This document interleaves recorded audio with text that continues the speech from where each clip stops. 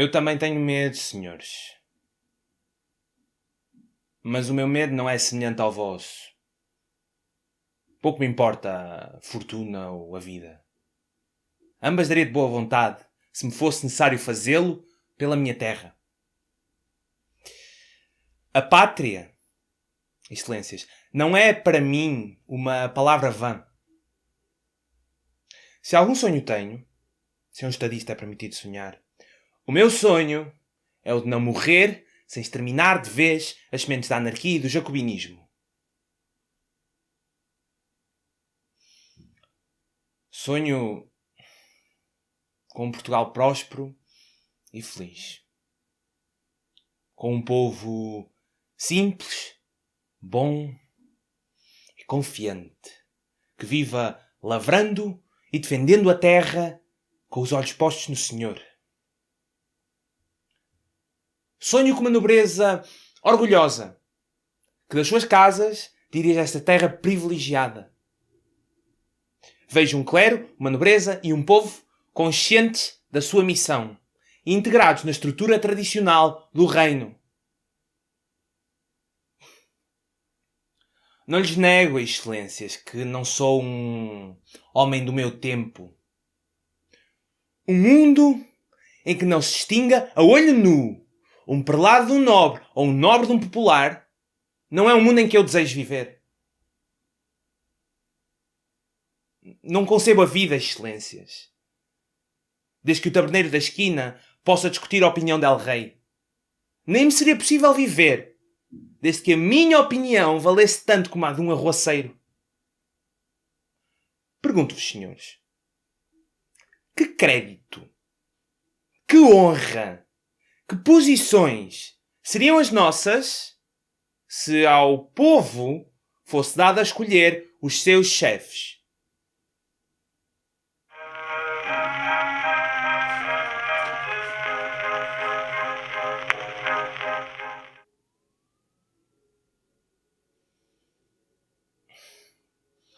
Sou um homem de gabinete. Não tenho as qualidades necessárias para falar ao povo. Repugna-me a ação. Estaria politicamente liquidado se tivesse que discutir as minhas ordens. Não sou e nunca serei popular. Quem o for é meu inimigo pessoal. No estado em que se encontra o reino, basta o aparecimento de alguém capaz de falar ao povo para inutilizar o trabalho de toda a minha vida. E há quem seja capaz de o fazer.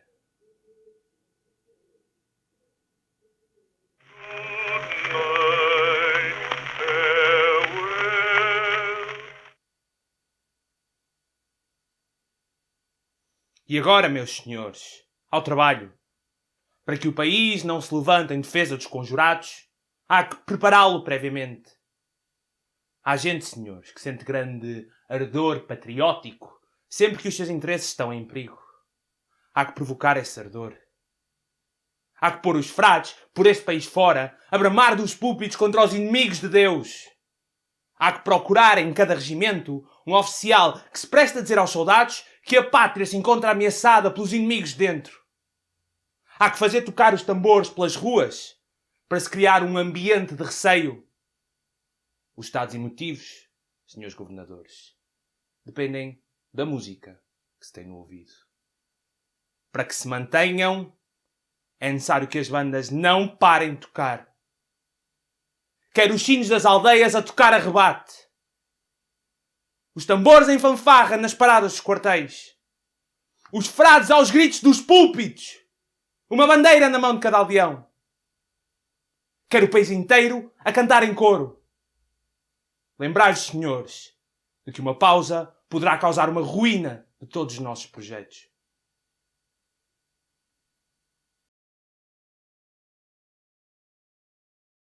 Dom Miguel Forjás é um homem de motivações simples e alguma rigidez lógica, pelo menos à primeira vista. No entanto, acaba por mostrar alguma complexidade. Tem camadas que evocam temas específicos que alimentam a metáfora dramática em que ele se enquadra. Miguel é governador do reino, juntamente com outros 2 homens, o general Beresford e o principal Sousa.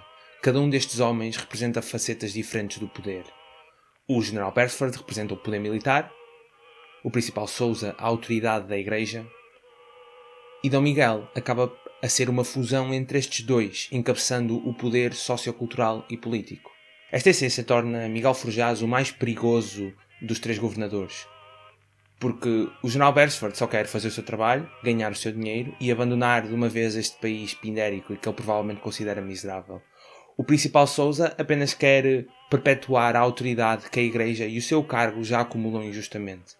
Miguel, no entanto, quer manter o status quo ao máximo e até causar, talvez, uma transformação reacionária que torne Portugal um país ainda mais tradicionalista e estruturado. Como muitos outros pendores para o autoritarismo, estas visões brotam de inseguranças pessoais e de inferioridades individuais. O general Gomes Freire de Andrade está sempre presente durante a peça, apesar de nunca estar realmente fisicamente presente. É um homem vivido, viajado, tem uma carreira militar louvável e aparenta estar do lado do povo, ou pelo menos compreender o seu sofrimento. Mais importante que as ideias de Gomes Freire são as ideias que ele simboliza e que os outros projetam para ele.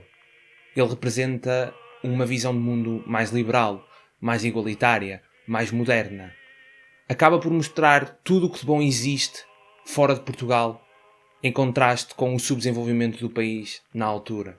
Dom Miguel é o total oposto deste homem, apesar de serem primos.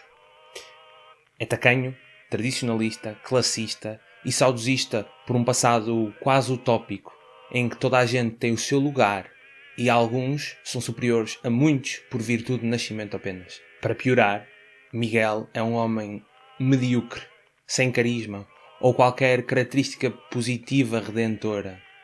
Tudo o que Gomes Freire é, Miguel Forjás não é. E Miguel sábio. É este conhecimento que acaba por motivar realmente as ações de Miguel durante a peça. Tem que manter a todo custo as estruturas que justificam e validam inúteis como ele e perpetuam as suas visões de mundo.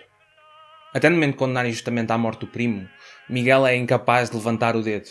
Ele espera que outros se sujem a comprometerem-se como ele, sendo um cobarde, não consegue fazer. No vídeo anterior, eu disse erroneamente que este discurso seria contrastando com o John Proctor. Foi um erro que acabou por funcionar. A intenção era que os discursos fossem complementares e no geral são, salvo uma pequena exceção. Enquanto que o John Proctor representa o indivíduo honesto, justo, destacado do povo que luta contra o poder, Miguel Forjás representa o oposto. É a face desse mesmo poder. Nesse sentido, em comparação à peça anterior, The Crucible, Miguel aproxima-se mais de personagens como o Reverendo Paris e o Juiz Danford. Assim sendo, o contraste-chave entre estes 2 discursos vem desta polaridade oposta entre os 2 personagens e as suas motivações. Apesar disto tudo, a meu ver, Felizmente ao Luar e The Crucible são efetivamente textos complementares. Foram escritos na mesma época, apelam à resistência à opressão, incorporam sistemas sociopolíticos e de crenças nos seus personagens, enaltecem o poder individual de mudança e terminam numa apoteose trágica em que a morte do herói causa o início da revolução. Acima disto tudo, ambos são alegorias fortes que usam o passado de um país para referenciar e criticar o seu presente. The Crucible usa os julgamentos de bruxaria de Salem, enquanto Felizmente ao Luar usa a conspiração de 1817, que foi o evento faísca que causou a Revolução Liberal em Portugal. Luís Tal Monteiro tece duras críticas ao Estado Novo quando escreve esta peça. Os governadores do reino não são mais do que personificações do regime salazarista. Sendo Miguel Forjás o exemplo mais claro de burocratas como Salazar e os seus esbirros da União Nacional, medíocre, paroquial, provinciano, que esconde a luz da mudança e do conhecimento a todo um povo e uma terra, simplesmente por uma noção patética de ordem. Há 4 dias atrás foram as celebrações dos 47 anos da Revolução dos Cravos de 25 de Abril. Um evento histórico seminal para o Portugal atual. O que começou por ser um movimento de índole sindicalista por parte dos militares, transformou-se num golpe de Estado improvisado e acabou com 44 anos de ditadura fascista. Sim, fascista. Felizmente ao Luar foi censurado e impedido de ser levado ao palco pelo Estado Novo durante a década de 60. teve que primeiro ser apresentado no estrangeiro e só depois da queda do regime, subiu aos palcos em Portugal. Eu gravei uma grande parte deste vídeo durante o dia 25 de Abril. E posso fazê-lo hoje porque aconteceu essa revolução, porque esse dia existiu. Este culto e perpetuação da mediocridade ainda estão presentes na sociedade portuguesa. A mentalidade provinciana, a pequenez, ainda fazem parte da nossa sociedade. Cabe-nos a nós impedir que voltem a formar raízes. A luta pela liberdade é eterna e constante. Temos que ser nós a lutar por ela, para nós e para os outros. Os vídeos seguintes serão um pouco diferentes. Vamos explorar discursos através de leituras dramatizadas e o próximo par de Lone Logs será um contraste.